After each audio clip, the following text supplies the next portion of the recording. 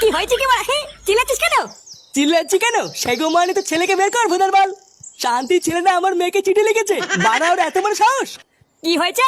আমার ছেলে তোর মেয়েকে চিঠি লিখেছে? বাড়ার বাল, আমার ছেলে কি কোনো খেয়ে দিয়ে কাজ নেই নাকি?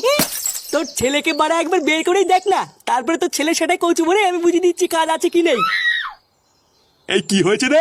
শুয়োরের বাচ্চাগুলো, এটা একটা ভদ্রলোকের বাড়ি, এখানে এসে চিল্লাচ্ছিস কেন? ভদ্রলোক না বাল, সবে পোদ মারার তাল। দেখো কাকু, আমরা ভালোভাবে বলছি ফাটাকে ভদ্রভাবে ঘর থেকে বের করে দাও।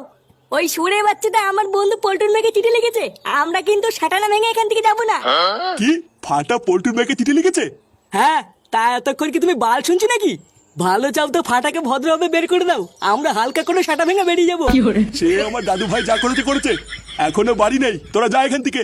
বাড়ি নেই মানে? কোথায় গেছে ও? অত লেওড়া বলতে পারবো না, সেই সকালবেলা আর বন্ধু কেউটের সাথে বেরিয়েছে এইটুকু জানি। পল্টুদা ছাড়ো, এখন আর ফালতু ঝামেলা করে লাভ নেই। পরে কোনো সময় রাস্তাঘাটে দেখলে সেটা ভেঙে দেবা। সে তো ভাঙবই, কিন্তু কথাটা হচ্ছে চুদির ভাইটা গেলে কোথায়?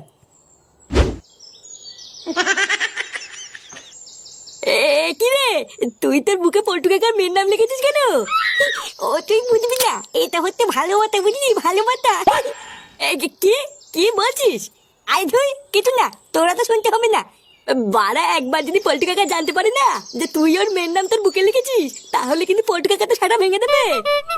বাড়া, কেউ কিছু না বললে কি করে জানবে? আর তাছাড়াও পল্টু কাকা আমার বাল ছিড়বে।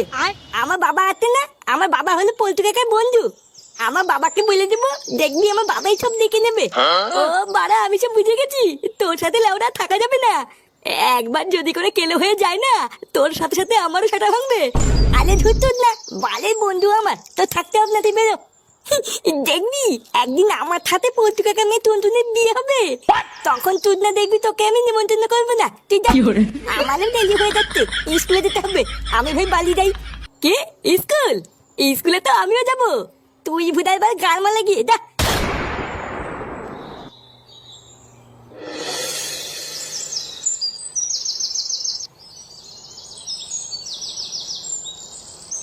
এই তুই কোথায় গেছিলিস রে? ও, একটুখানি ঘুরতে গেছিলাম। ঘুরতে গেছিলিস? সোরের বাচ্চা, তুই পল্টুর মেয়েকে কি লিখেছিস? এই মিলিতে আমি আবার কি লিখলাম? আমি তো কিছু লিখিনি, আমি জানি না। কি হয়েছে? বাঞ্চার ছেলে আবার মিথ্যে কথা বলছিস? লেওড়া তুই ছেলে পল্টু কি তাহলে বাড়ির উপরে এসে এমনি এমনি গরম মেরে গেল? চোদনা কিছু বলি না বলে তুই খুব বার বেড়ে গেছিস। হ্যাঁ, এই কি হয়েছে রে ফুটো? ফাটা এসেছে? হ্যাঁ, এই দেখো ঢ্যামনাটা এসেছে। এই কি রে, তুই এইসব কি করে বেড়াচ্ছিস? হ্যাঁ, তোর জন্য আমাকে এই বয়সে এইসব কি দেখতে হচ্ছে? তুই পল্টুর মেয়েকে কি লিখেছিস? হ্যাঁ, এই মিলিতে দাদু, আমি সত্যি বলতে আমি কিছু লিখিনি।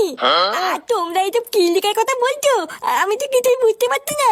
কি হয়েছে? কিছুই বুঝতে পারছিস না, তাই না? দেখবি সেটার উপরে এখন একটা পাড়া মেরে ধরবো। বাড়ার বাল, গার ফাটে লোকের কাছ থেকে টাকা ধারছে, তোকে আমি স্কুলে ভর্তি করালাম, আর তুই স্কুলে গিয়ে এইসব চুদনামি করে বেড়াচ্ছিস। বালা, আমি স্কুলে গিয়ে চুদনামি করে বেড়াচ্ছি? মিথ্যে কথা বলে দেখা পাও না, তাই না? কি বলে আমি মিথ্যে কথা বলছি?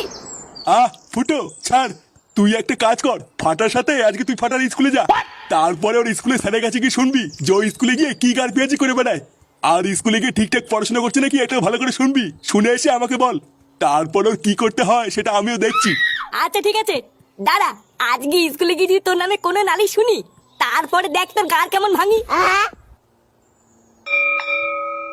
শোনো, সকাল 11টার পর স্কুলে যখন সব বাচ্চারা ঢুকে যাবে, তখন স্কুলের মেন গেট সাথে সাথে বন্ধ করে দেবে, আর তারপর যদি কোনো বাচ্চারা স্কুলে আসে তাকে আর স্কুলে ঢুকতে দেবে না, ঠিক আছে? আচ্ছা স্যার।